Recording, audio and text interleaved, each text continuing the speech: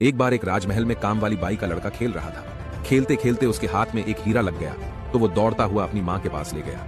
माँ देखकर समझ गई ये हीरा है तो उसने झूठ मूठ बच्चे को कहा कि ये तो कांच का टुकड़ा है और उसने उस हीरे को महल के बाहर फेंक दिया।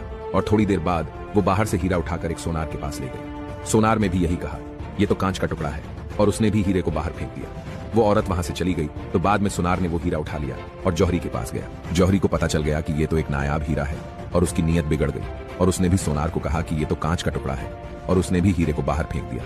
इस बार हीरा बाहर गिरते ही टूट गया। एक आदमी इस पूरे वाक्य को देख रहा था। उसने जाके हीरे को पूछा, जब तुम्हें 2 बार फेंका गया तब तुम नहीं टूटे, मगर तीसरी बार क्यों टूट गए? हीरे ने जवाब दिया, न वो औरत मेरी कीमत जानती थी और ना ही वो सोनार। मेरी असली कीमत वो जौहरी ही जानता था, लेकिन उसने ये जानते हुए भी मेरी कीमत कांच की बना दी और मैं टूटकर बिखर गया। निष्कर्ष, जब किसी इंसान की सही कीमत जानते हुए भी लोग उसे नाकारा कहते हैं तो वो भी हीरे की तरह टूट जाता है और कभी आगे नहीं बढ़ सकता है। अगर कोई व्यक्ति अपने हुनर को निखार